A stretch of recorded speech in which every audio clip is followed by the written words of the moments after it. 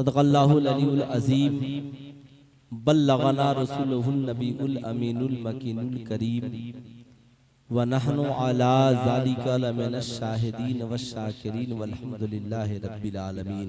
सारे जहान के मरकज़े अक़ीदत मुस्तफ़ा जाने रहमत शम्ए बज़्मे हिदायत राहतुल आशिकीन मुरादुल मुश्ताकीन ताहा ओ यासीन जिन्हें कुरान कहता है रहमतल लिल आलमीन। हुजूर अहमदे मुज्तबा हज़रत मोहम्मद मुस्तफ़ा सल्लल्लाहु ताला अलैहि वसल्लम की बारगाह आली जाह में जी लगाकर हदिया दुरूद सलाम पेश करें और पढ़ें अल्लाहुम्मा सल्ली अला सय्यदना शफीअना हबीबना मौलाना मुहम्मद मादनिल जूद वल करम मंबइल इल्म वल हिल्म वल हिकम बारिक वसल्लिम सल्लु अलैहि सलातन व सलामन अलैहि या रसूलल्लाह सल्लल्लाहु ताला अलैहि वसल्लम। इमाम इश्क व मोहब्बत सैयदी सरकार आला हजरत यूं मदहसरा होते हैं, चमक तुझसे पाते हैं सब पाने वाले। या रसूल अल्लाह चमक तुझसे पाते हैं सब पाने वाले। मेरा दिल भी चमका दे चमकाने वाले। बरसता नहीं देखकर अब्रे रहमत, बदों पर भी बरसा दे बरसाने वाले। मैं मुजरिम हूँ आका मुझे साथ ले लो, मैं मुजरिम हूँ आका मुझे साथ ले लो, के रस्ते में हैं जा बजा थाने वाले। तू जिंदा है वल्ला तू जिंदा है वल्ला, मेरी चश्मे आलम से छुप जाने वाले। तू जिंदा है वल्ला तू जिंदा है वल्ला, मेरे चश्मे आलम से छुप जाने वाले। जब वालिदैन का इंतकाल हो जाता है तो एक वफादार बेटा वालिदैन के ईसाले सवाब के लिए मजलिसों का इनेकाद करता है। यकीनन मुझसे पेशतर आपने मुक़द्दस उलमाए किराम शोराए इस्लाम की बहुत अच्छी अच्छी तक़रीरें और नातें आपने समाअत की। नबी करीम सल्लल्लाहु ताला अलैहि वसल्लम ने इरशाद फरमाया कि माँ के कदमों के नीचे जन्नत है और बाप जन्नत का दरवाजा है। जिस पुरफितन दौर और पुरआशूब माहौल में हम और आप जी रहे हैं, कयामत की निशानियां लोगों की निगाहों के सामने है। अल्लाह के मुक़द्दस नबी ने इरशाद फरमाया एक जमाना आएगा कि बांदी अपने आका को जन्म देगी, यानी माँ ऐसे बेटे को जन्म देगी कि बेटा तो होगा मगर माँ की बात मानने वाला नहीं होगा, बाप की बात मानने वाला नहीं होगा। आज के इस पुरफितन दौर में भी ऐसा ही हो रहा है। बाप जिंदा हो तो लोग बाप की खिदमत नहीं करते, बाप इंतकाल कर जाता है तो पूरे गांव को लोग खाना खिलाते हैं। माँ जिंदा हो तो उसके इलाज का इंतजाम नहीं करते, माँ इंतकाल कर जाती है तो गरीबों के लिए लंगर का इंतजाम करते हैं। बेशक माँ बाप दुनिया से चले जाएं तो उनके नाम पे गरीबों को खिलाना सवाब है। अगर कोई बेटा गरीब हो न खिलाए तो गुनाह नहीं होगा, लेकिन माँ भूखी सो जाए और बेटा खाकर सो जाए तो ये गुनाहे कबीरा है। बाप बिस्तरे मर्ग पे तड़प रहा हो और बेटा नोटों की गद्दियों पे सो रहा हो और बाप का इलाज न कराए तो ये गुनाहे कबीरा है। यकीनन इसाले सवाब ये सदकाते नाफिला है, सदकाते वाजिबा नहीं है, लेकिन माँ बाप की खिदमत तेरे लिए वाजिब है। तू बाप के नाम से अगर किसी गरीब को न खिलाएगा तो कल अल्लाह नहीं पूछेगा, लेकिन अगर तू माँ को सताएगा तो परवरदिगारे आलम तुझसे पूछेगा। तू अगर बाप को सताएगा तो परवरदिगारे आलम तुझसे पूछेगा। आज लोग कहते हैं मौलाना कारोबार में तरक्की नहीं है, औलादें वफादार नहीं हो रही हैं, समाज बिगड़ता जा रहा है, हमारी इज्जत तो आबरू की नीलामी हो रही है। उन बेटों से पूछिए कि आपने हजरत यूसुफ अलैहिस्सलाम का नाम सुना है, हजरत याकूब अलैहिस्सलाम का नाम सुना है। हजरत याकूब भी पैगंबर है और हजरत यूसुफ अलैहिस्सलाम भी पैगंबर है। उठाइए कुरान, कुरान उठा करके पढ़िए। एक वक्त था हजरत यूसुफ मिस्र के बाजार में गुलाम बनाकर बेच दिए गए, लेकिन अल्लाह जब करम फरमाता है तो हजरत यूसुफ को गुलामी की जंजीर से आजाद करता है और मिस्र का बादशाह बना देता है। हजरत यूसुफ मिस्र के बादशाह बन जाते हैं।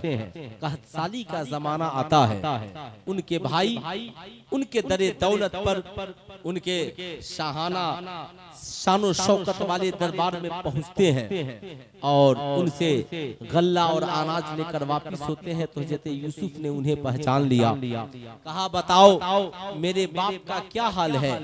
भाइयों ने कहा कि तेरा बाप तेरे गम में इतना रोया कि तेरे बाप की आंखों की रोशनी खत्म हो गई। साहब, ये है बाप की मोहब्बत।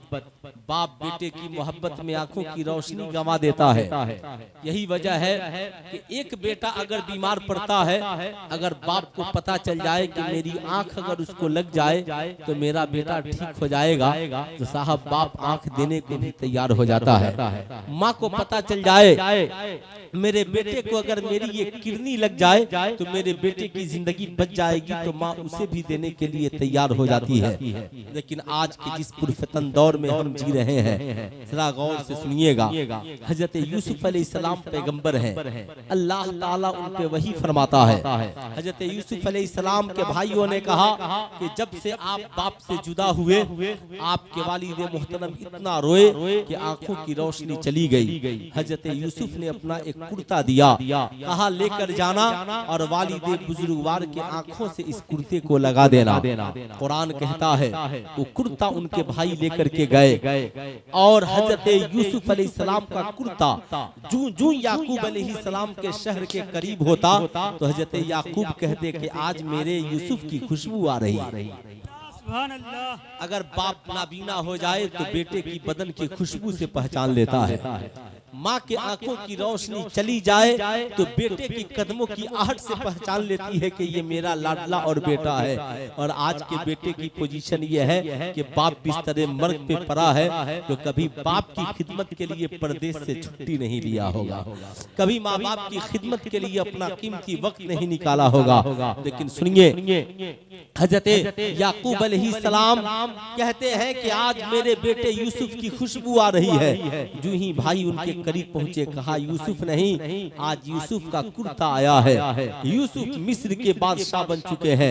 हजरत यूसुफ ने कहा है ये कुर्ता आप अपनी आंखों से लगा लीजिए, इंशाअल्लाह बिनाई वापिस आ जाएगी।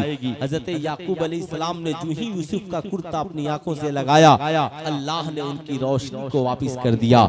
यही वजह है उलमाए किराम कहते हैं जब हजरत यूसुफ के जिस्म से कुर्ता लग जाए तो वो हजरत याकूब की आंखों से सटे तो आंखों की रोशनी आ सकती है। तो जो मदीने का जर्रा मेरे नबी के तलवे से लगा है, अगर वो जर्राते मदीना किसी की आंखों से लग जाए तो यकीनन उसकी आंखों की रोशनी वापिस आ सकती है।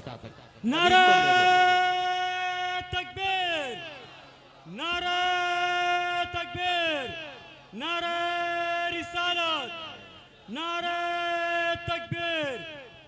अब साहब वो लोग जो कहते हैं कि साहब मुसलमानों आज अहले सुन्नत वल जमात के लोग शिर्क करते हैं, सुल्तान रज़ा उनसे पूछना चाहेगा सूरह यूसुफ उठाकर पढ़िए। जब हजरत यूसुफ का कुर्ता, हजरत यूसुफ कौन है अब जरा इसे सुनिएगा। हजरत यूसुफ पैगंबर जरूर है मगर हमारे नबी पैगंबरों के इमाम है। हजरत यूसुफ नबी जरूर है मगर हमारे नबी इमामुल अंबिया है। अगर हमारे नबी ना होते तो अल्लाह अल्लाह ताला यूसुफ को भी पैदा नहीं करता। तो जब यूसुफ के कुर्ते का ये कमाल है कि हजरत यूसुफ का कुर्ता लग जाए तो आंखों की रोशनी वापिस आ जाती है। नबी का कमाल ये है कि लवाबे देहन हजरत कतादा की आंखों में लगा देते हैं तो आंखों का ढेला निकला हुआ हजरत कतादा की आंखों में सट भी जाता है और रोशनी पहले से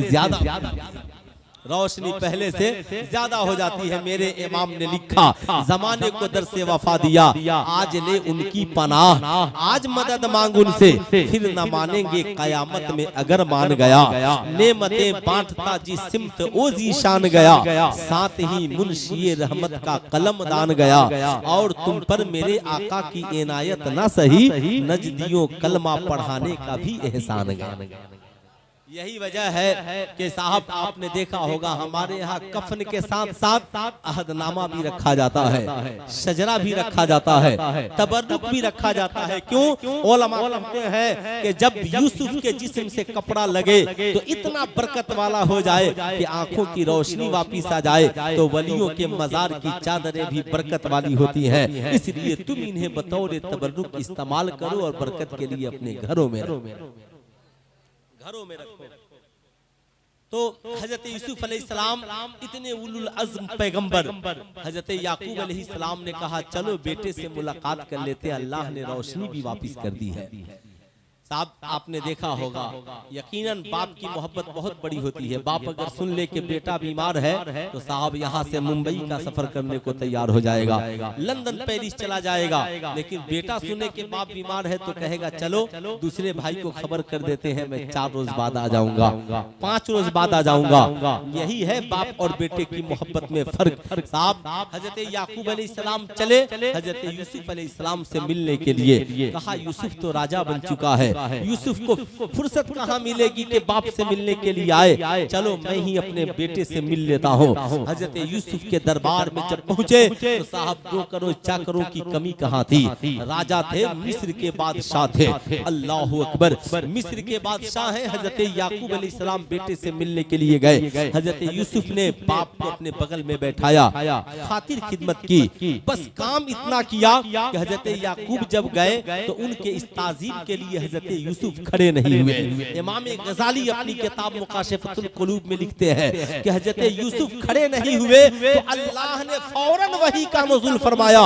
कहा ए यूसुफ तुम क्या समझते हो, मैंने तुझे तख्त व ताज से नवाज दिया, मैंने तुझे सल्तनत से नवाज दिया, मिस्र का हाकिम बना दिया, तो क्या तुम बाप की ताजीम को बुरी बात समझते हो?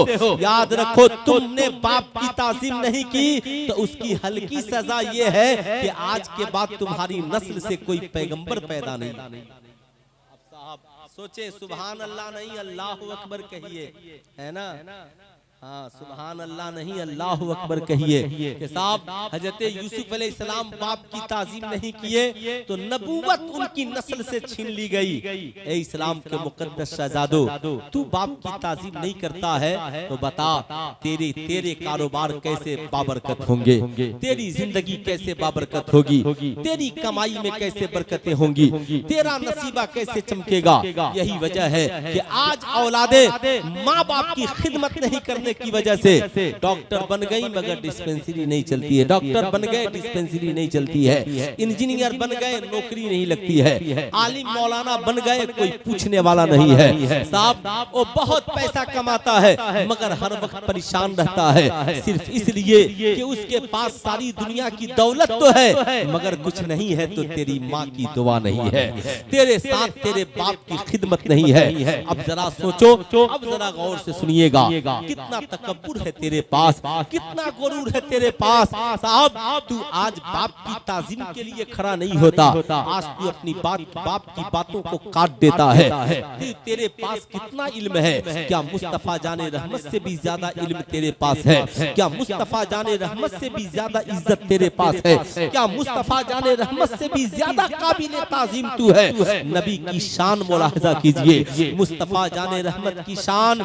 कुरान कहता है वरा वरफाना लका जिक्रक, हमने नबी के जिक्र को ऊंचा कर दिया है।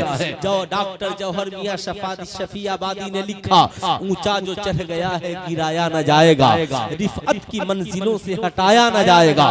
कहा जिसे अल्लाह ने ऊंचा कर दिया, सारी दुनिया के वसीम रज़वी जैसे फेड़िए वहाबी देवबंदी राफिजी पैदा होते रहेंगे, मगर नबी की शान में कोई कमी नहीं आएगी। आला हजरत ने लिखा, सबसे आला व औला हमारा नबी, सबसे बाला व आला हमारा नबी, सारे ऊंचों से ऊंचा समझिए जिसे, है उन ऊंचों से ऊंचा हमारा नबी। साहब नबी की शान, आका मेराज में जा रहे हैं, मेराज की शब है, अक्सा में आका की सवारी पहुंची है। मस्जिद अक्सा को शायद ही कोई मुसलमान होगा जो अब नहीं जानता होगा। अब तो साहब लोग फोन कर रहे हैं, यहूदी किसे कहते हैं, ईसाई किसे कहते हैं। सिर्फ घरों में कुरान रखिएगा तो कैसे पता चलेगा कि ईसाई किसे कहते हैं। ईसाई उसे कहते हैं जो अल्लाह को तो मानता है, मगर माज़ल्लाह कहता है कि हजरत ईसा अल्लाह के बेटे हैं। अल्लाह के नबी ने कहा, तुझे पता है अल्लाह का कोई बेटा और बेटी नहीं, न अल्लाह का कोई माँ बाप है, बल्कि अल्लाह ने सबको पैदा किया, लेकिन अल्लाह को किसी ने पैदा नहीं किया है। साहब अब जरा गौर से सुनिएगा, यहूदी ये हजरत मूसा अलैहिस्सलाम के मानने वाले हैं। इन्होंने तौरेत में नबी करीम सल्लल्लाहु अलैहि वसल्लम का जिक्र पढ़ चुका था, पढ़ लिया, लेकिन हजरत मूसा अलैहिस्सलाम की बात को मानने से इनकार कर दिया और नबी को नबी मानने से इनकार कर दिया। लिहाजा न वो मुसलमान रहे न वो मुसलमान रहे। और बैतुल मक़दिस ये खुदा का घर है, तो खुदा का घर मुसलमानों के पास रहेगा न कि काफिरों के पास रहेगा। बोलिए किसके पास रहेगा? मुसलमानों के पास रहेगा।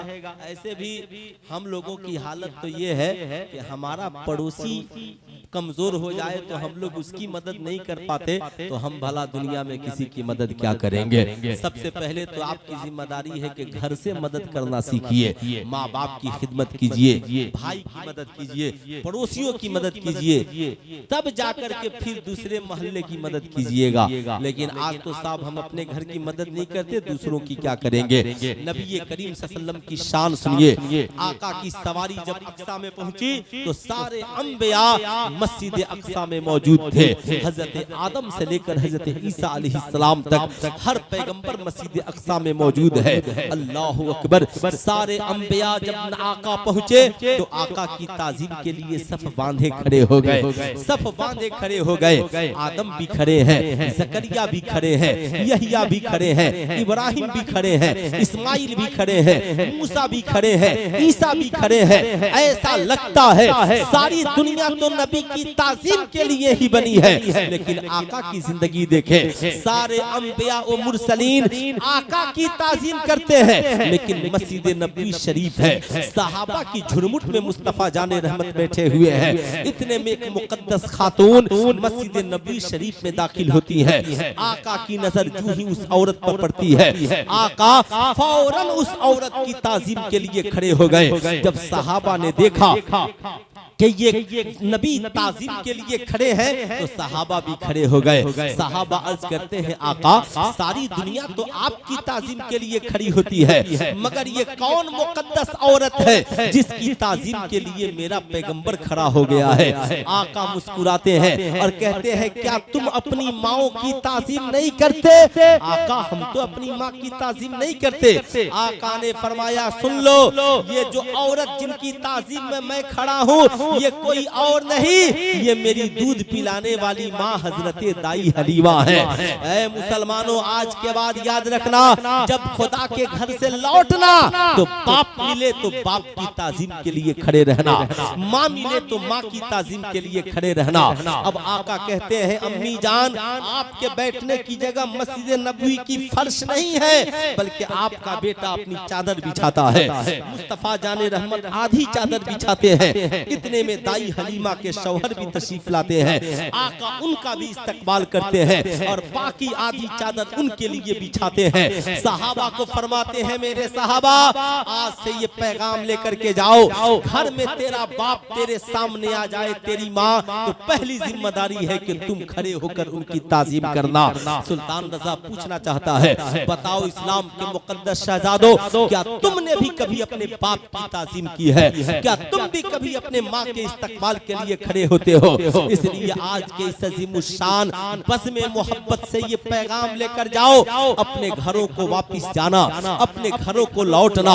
तुम भी बैठे हो, बगल में तुम्हारी बीवी और तुम्हारे बच्चे भी बैठे हैं। तेरी बूढ़ी माँ या तेरा बूढ़ा बाप तेरे सामने आ जाए तो तुम उनकी ताजीम के लिए खड़े हो जाना, और खड़े होकर अपनी बीवी से कहना तुम भी खड़ी होकर मेरे बाप की ताजीम करो। अपने बच्चे को बाप की ताजीम करना सिखलाना। तुम्हारे घर वाले पूछेंगे कि आप अपने वालिद की इतनी ताजीम क्यों करते हैं, तो बता दीजिएगा तुझे पता है जब माँ बाप की ताजीम के लिए मेरे आका खड़े हो जाते हैं तो मैं तो आका का गुलाम, मैं तो आका का गुलाम हूँ। साहब ताज्जुब की बात है, इतने दिनों से हम कलमा पढ़ते हैं, लोग शादी कार्ड पे सिर्फ लिखते हैं अन निकाह मिन सुन्नती, यानी निकाह मेरे आका की सुन्नत है। तो माँ बाप की ताजीम के लिए खड़ा होना भी आका की सुन्नत, आका की। ऐसे भी हम लोग सुन्नी हैं, तो सुन्नी लोगों को तो ज्यादा इस पे अमल करना चाहिए। और देवबंदी तो बाप के मरने के बाद भी फातिहा पढ़ने नहीं जाता, तो कुछो करे तब तो काफिर है, बेदीन है, तो उससे क्या मतलब है। यही वजह है कि सज्जाद निजामी का एक शेर मुझे याद आता है, जो उनकी याद में आंसू बहाने वाले हैं, जो उनकी याद में आंसू बहाने वाले हैं, जो उनकी याद में आंसू बहाने वाले हैं, उन्हें हुजूर मदीना बुलाने वाले हैं, उन्हें हुजूर मदीना बुलाने वाले हैं, उन्हें हुजूर मदीना बुलाने वाले हैं। ऐसे कोई तकरीर भी करे तो भी छूट छाट देना गुनाह नहीं है।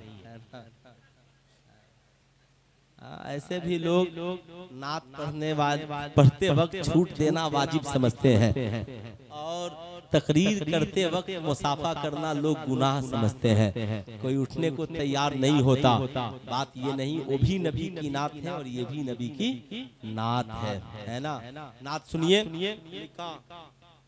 ऐ आशिकान मोहम्मद अदब से बैठो यहाँ, ऐ आशिकान मोहम्मद अदब से बैठो यहाँ, ऐ आशिकान मोहम्मद अदब से बैठो यहाँ, ओ कुछ ही देर में तशरीफ लाने वाले हैं, ओ कुछ ही देर में तशरीफ लाने वाले हैं। अब साहब हम सुन्नी लोग अपनी कौम को इसलिए पहले से ताजीम करने वाला बनाते हैं कि जब हिंदुस्तान में वो नबी की ताजीम करने वाला बन जाएगा तो कब्र में भी जाएगा तो आका का इंतजार करेगा, कब्र में भी जाएगा तो आका का इंतजार करेगा।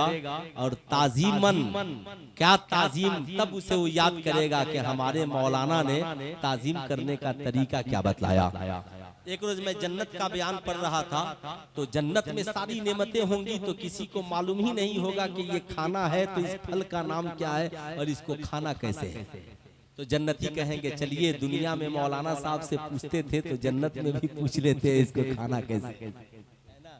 साहब कहाँ कहाँ मौलाना लोगों को छोड़िएगा, ठीक है। यही वजह है कि हमारे यहाँ पीरी और मुरीदी का सिलसिला है कि अच्छे बुजुर्ग का दामन पकड़िए। डुप्लीकेट पीर नहीं जो चौकी पर खुद नमाज पढ़े और मुक्तदी नीचे नमाज पढ़े, न पीर की नमाज होगी न मुक्तदी की नमाज, है ना। ऐसा ऐसा मार्केट में जाहिल पीर पैदा हो गया, बोलिए तो तकलीफ लगती है। मैं कहता हूँ नहीं, पीर वो है जो शरीयत के मसाइल को खुद किताबों से निकाल सके और कम से कम इतनी तालीम उसके पास हो कि जाने के नमाज किस तरीके से सूरत होगी और हलाल क्या है, हराम क्या है, है ना। तो यकीनन ये बातें तो कब्र में साहब, कब्र में कौन आएगा, मुस्तफा जाने रहमत तशरीफ लाएंगे। बोलिए सुभान अल्लाह। आला हजरत ने लिखा ना, खड़े हैं मुनकर नकीर सर पर, न कोई हामी न कोई यावर, आहा बता दो आकर मेरे पैगंबर के सख्त मुश्किल जवाब। बता दो आकर मेरे पैगंबर के सख्त मुश्किल जवाब में है कहा यकीनन कि जो उनकी याद में आंसू बहाने वाले हैं, उन्हें हुजूर मदीना बुलाने वाले हैं। संभालो मांगने वालो तू झोलियां अपनी, संभालो मांगने वालो तू झोलियां अपनी। हुजूर फैज का दरिया बहाने वाले हैं, हुजूर फैज का दरिया बहाने वाले हैं, हुजूर फैज का दरिया बहाने वाले हैं। तो आका नबी की ताजीम के लिए खड़े हो गए, आका अपने वालिदा की ताजीम के लिए खड़े हो गए। हमारी भी जिम्मेदारी है हम अपने घरों को जाएं तो माँ बाप की ताजीम करें, जो खाएं माँ बाप को खिलाएं, जो पहने माँ बाप को पहनाएं। आज जब बेटों की वफादारी की बात आती है तो आज का बेटा कहता है मैं अपने बाप की कैसे खिदमत करूं, मेरा बाप बड़ा बेईमान है। जो बेटा अपने बाप को बेईमान कहे, जो बेटा अपनी माँ को बेईमान कहे। आज बेटों की शिकायतें आम है, मौलाना साहब मेरे बाप ने मुझे जमीन नहीं दी, मेरे बाप ने मुझे सर्विस के पैसे नहीं दिए। सुल्तान रजा पूछना चाहता है क्या तेरा बाप तुझे जमीन नहीं देगा तो बाप को घर से निकाल दोगे? क्या तेरी माँ तुझे पेंशन के पैसे नहीं देगी तो माँ को गालियां दोगे? क्या तेरी माँ अपनी बेटियों को बुला करके अगर उनकी खिदमत करेगी तो माँ से नफरत करोगे? सुल्तान रजा पूछना चाहता है, गौर से सुनना, प्यार से सुनना, सुनो सुनो। यकीनन इस्लाम के मुकद्दस शहजादों, तुम जो ये सोचते हो मेरा बाप बेईमान है इसलिए बाप की खिदमत मेरे लिए जरूरी नहीं है। एक सहाबिया है नबी करीम सल्लल्लाहु अलैहि वसल्लम की बारगाह में पहुंचती है, अर्ज करती है आका जी मेरी माँ आज मेरे घर आई है। आका मक्के से आई है, उसने अभी इस्लाम कबूल नहीं किया है। आका मैं अपनी माँ के साथ कैसा सलूक करूं? मुस्तफा जाने रहमत फरमाते हैं तेरी माँ काफिर जरूर है लेकिन तेरी माँ है इसलिए उसकी ताजीम जरूरी है। सुल्तान रजा कहना चाहेगा तेरा बाप शराबी हो फिर भी ताजीम है, तेरा बाप काफिर हो फिर भी ताजीम है, तेरा बाप बेईमान हो फिर भी तेरे लिए ताजीम जरूरी है। अब जरा गौर से सुनना, मैं पूछना चाहता हूँ क्या तुम बदला देने के लिए आए हो? एक है बदला और एक है एहसान। कोई खिलाए आप उसे खिलाइए ये बदला है, कोई पिलाए आप उसे पिलाइए ये बदला है, कोई पहनाए आप उसे पहनाइए ये बदला है। लेकिन जब बात माँ बाप की बात आई तो सुल्तान रजा पूछना चाहता है अगर बाप ने बिल्डिंग बना दी और आप उसमें उसको रखकर खिदमत कर रहे हैं तो ये साहब एहसान नहीं बदला है। अगर आपके बाप ने जमीन दी और आप उसे खाना खिला रहे हैं तो ये बदला है। आपके बाप ने आपकी परवरिश की बड़ा किया, आप खिला रहे हैं पिला रहे हैं, ये बदला है। या रसूल अल्लाह एहसान क्या है? नबी फरमाते हैं सामने वाला तेरे ऊपर जुल्म करे और तुम उसके साथ भलाई करो ये एहसान है। यानी तेरा बाप तुझे जमीन न दे फिर भी तुम उसे खिलाओ ये एहसान है। तेरा बाप तुझे जायदाद न दे फिर भी बाप से प्यार करो ये एहसान है। तेरी बीवी और तेरे बच्चे तेरी मुखालफत करे फिर भी तुम बाप की ताजीम करो, उसकी पेशानी और कदमों को चूमो ये एहसान है। क्यों? कुरान ने कहा माँ बाप के साथ बदला नहीं, बिल वालिदैन इहसाना, माँ बाप के साथ एहसान करना। तेरा बाप खाना दे या न दे, तेरा बाप जमीन दे या न दे, तेरा बाप मकान दे या न दे, तेरा बाप सर्विस के पैसे दे या न दे, तेरी जिम्मेदारी है। तेरा बाप जिंदा है, बिल्डिंग बनाना, खुद भी रहना, अपने बाप को भी रखना, दस्तरखान बिछाना, खुद भी खाना, अपने माँ बाप को भी खिलाना, कपड़ा खरीदना, खुद भी पहनना और अपने माँ बाप को भी पहनना। साहब यकीनन आज के इस पुरफेतन दौर पुरआशोब माहौल में आप लोग भी सोचते होंगे कि मुफ्ती साहब क्या क्या तकरीर कर रहे हैं, साहब क्या करे, अब दूसरा कोई मौजू बोला भी नहीं जाता। इस कदर औलादे जुल्म सितम कर रही है कि साहब बड़े से बड़ा अमीर भी परेशान है और गरीब भी परेशान है। एक अमीर साहब मैंने देखा है बड़े बड़े अमीरों को रोते हुए, हजरत तावीज कोई हो तो दे दीजिए ना, मेरा बेटा मेरी इज्जत करने के लायक। जी हजरत, कम से कम 100-200 तो तावीज हम लिखवा ही दिए होंगे। लोग रोते हैं साहब, यकीनन क्या ये दौर आ गया हमारे घरों में। सुनो इस्लाम के मुकद्दस शहजादों, तुम क्या समझते हो आज हमारी जिंदगी में कामयाबी कदम क्यों नहीं चूम रही है? आज हमारे पास माँ बाप की खिदमत के लिए वक्त नहीं है, ना ही हम दुकान बंद कर सकते हैं, ना साहब छुट्टी लेकर माँ बाप को कहीं लेकर के जा सकते हैं। सब कोई अलहाज मकबूल अहमद नहीं है जो माँ को लेकर के साथ में हज करने के लिए जाएगा। साहब सब कोई माँ बाप की खिदमत करने वाला नहीं है, लेकिन कामयाब है वो बेटे जो डिस्पेंसरी बंद करके बाप की खिदमत करते हैं। मौलाना अब्दुल रहीम साहब से जब पूछिएगा हजरत कहाँ है, कहा मुफ्ती साहब नहीं आ पाया मैं आपके यहाँ, अब्बा की तबीयत खराब थी, दवा लेने चले गए थे। कभी सिवान दवा के लिए दौड़ रहे हैं, कभी छपरा दवा के लिए दौड़ रहे हैं। साहब उन्होंने खिदमत की है तो इसका सिला अल्लाह उन्हें अता करेगा। अब जरा गौर से सुनिएगा, मुस्तफा जाने रहमत फरमाते हैं मेरे सहाबा, क्या तुझे माँ बाप का रुतबा मालूम है? सहाबा अर्ज करते हैं आका जी आपसे बेहतर कौन जानता है। सुनो आका ने क्या कहा, आज माँ बाप के लिए वक्त नहीं निकालने वालों, मुस्तफा जाने रहमत का फरमान सुनो। आका फरमाते हैं मैं मोहम्मद इब्ने अब्दुल्ला ऐशा की नमाज पढ़ा रहा होता, कुरान की तिलावत कर रहा होता, मेरी माँ हजरत आमिना खातून पर्दे के पीछे से आवाज देती, ऐ बेटे मोहम्मद इब्ने अब्दुल्ला मुझे तेरी जरूरत है, तो मैं नमाज छोड़ देता और अपनी माँ की खिदमत के लिए पहुंच जाता। सुल्तान रजा आपसे पूछना चाहता है, बताओ आका तो नमाज छोड़कर माँ की खिदमत की बात कर रहे हैं, बता तूने कितनी चीजें अपनी माँ की खिदमत के लिए छोड़ी? तूने कितनी चीजें अपनी माँ की खिदमत के लिए छोड़ी हैं? कभी बता, कभी नहीं ना तो रात की तन्हाई में बैठकर सोचना। और इस्लाम की मुकद्दस बहुओं तुम कान खोलकर सुन लो, आज तुम अपनी औलादों को सास ससुर की वफादार नहीं बनाओगी तो कल तुम्हारे बच्चे भी तुम्हारे वफादार नहीं बनेंगे।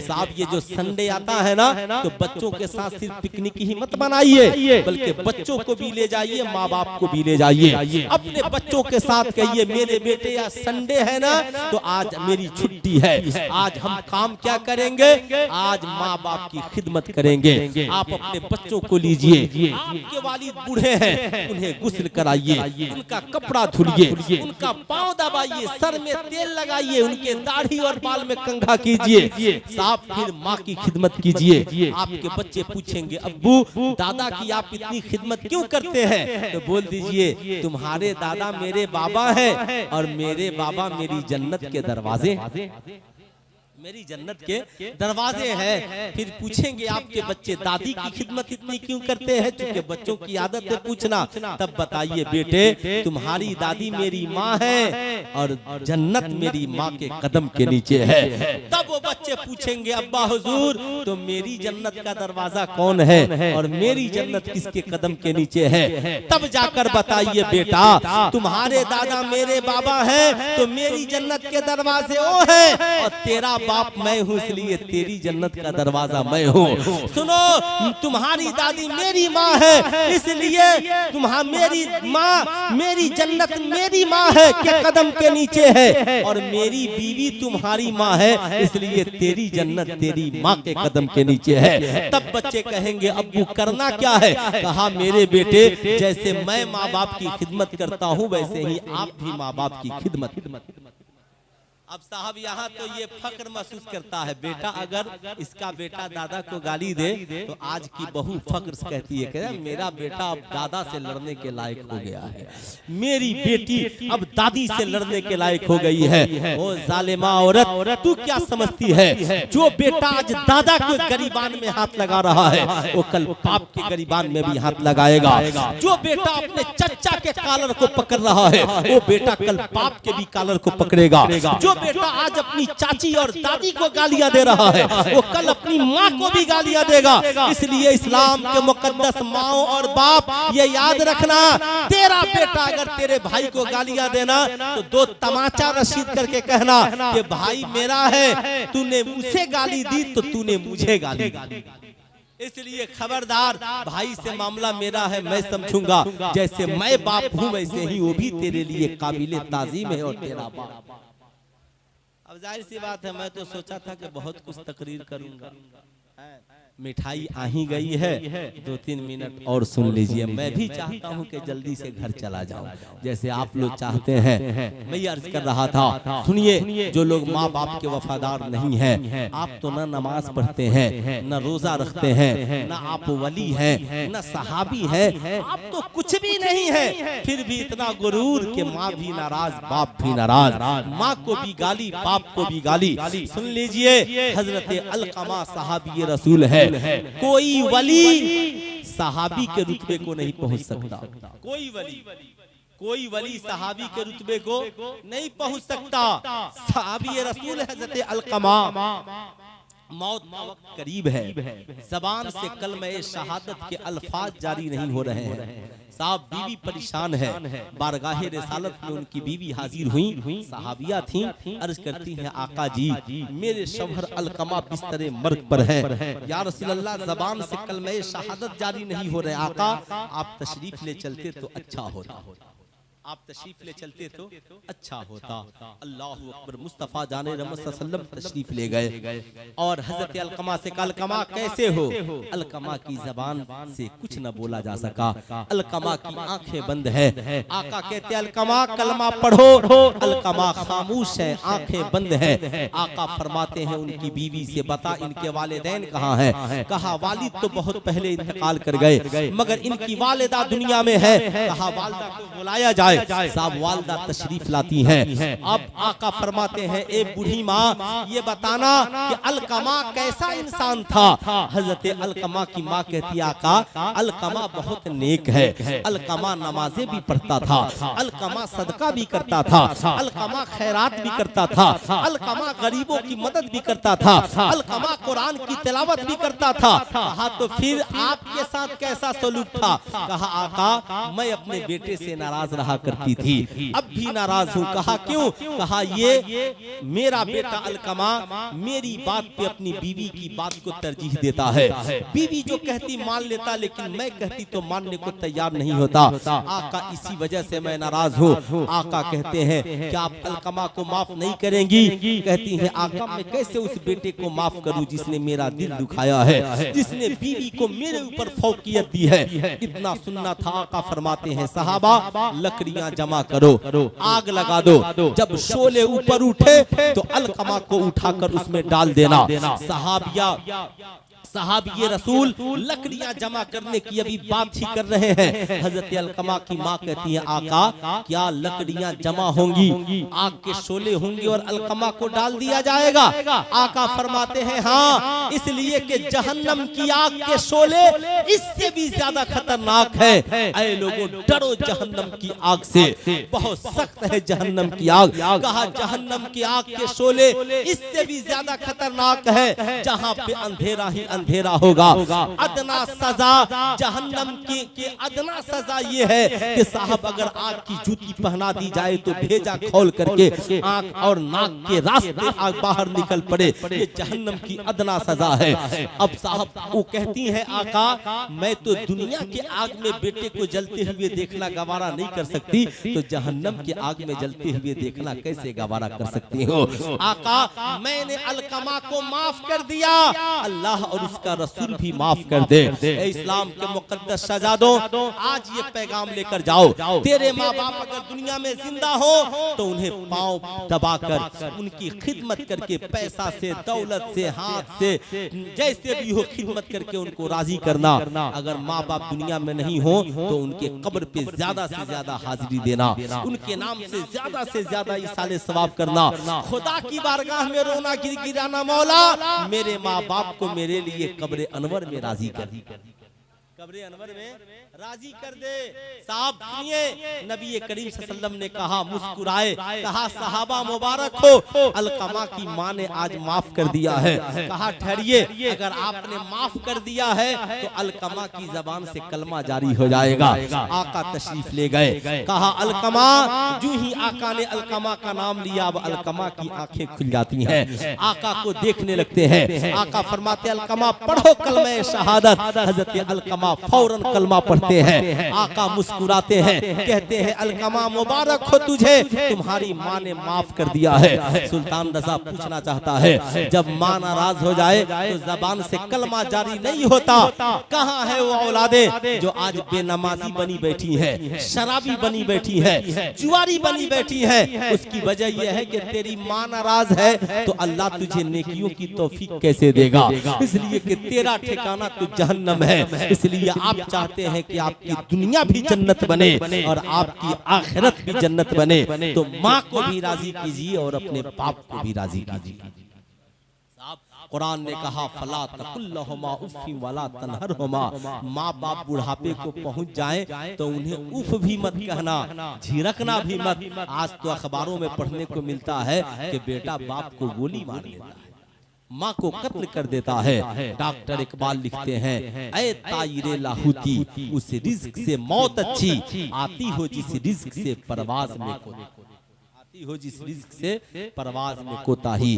माँ बाप का वफादार बनिए। माँ बाप दुनिया में हो तो उनकी खिदमत कीजिए, और दुनिया से चले जाएं तो उनके नाम पे कुरान की तिलावत कीजिए। चलते चलाते आखिरी पैगाम ये है, हम लोग जो खाने पीने में इतना खर्च करते हैं साहब, ये सदका नाफिला है या जो है इसाले सवाब, यकीनन आप कीजिए, लेकिन साहब एक रात में 1.5 लाख 2 लाख का जो हम लोग खाना खा लेते हैं, खिला देते हैं, बेशक खिलाइए, इसे मुख्तसर कीजिए, गरीबों को खिलाइए। मुख्तसर जो आपके दोस्त अहबाब मिलाद सुनने आ गए तो उन्हें मिलाद सुनने की दावत की नियत से खिलाइए। बाकी पैसों को बचाइए, बचाकर किसी गरीब की शादी करा दीजिए, किसी बच्चे को माँ बाप के नाम पे हाफिज कुरान बना दीजिए। कोई बेवा आपके मोहल्ले में हो जिसके पास मकान नहीं हो तो उसके छत पे छप्पर डाल दीजिए। कहीं पानी की जरूरत हो तो वहाँ माँ बाप के नाम पे नल लगवा दीजिए। ये भी इसाले सवाब का बहुत बड़ा जरिया है। पढ़ लीजिए अस्तगफिरुल्लाह रब्बी